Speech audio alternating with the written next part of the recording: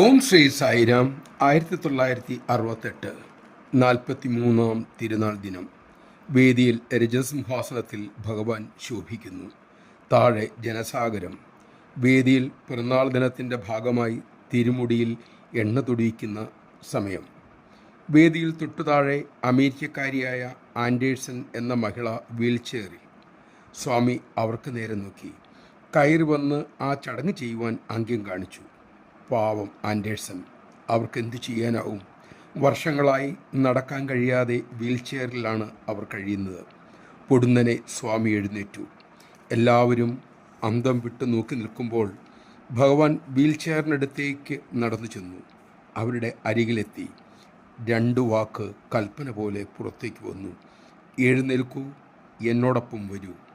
വർഷങ്ങളായി നടക്കാതെ വീൽചെയറിനെ ആശ്രയിച്ചിരിക്കുന്ന അവർ എഴുന്നേറ്റു.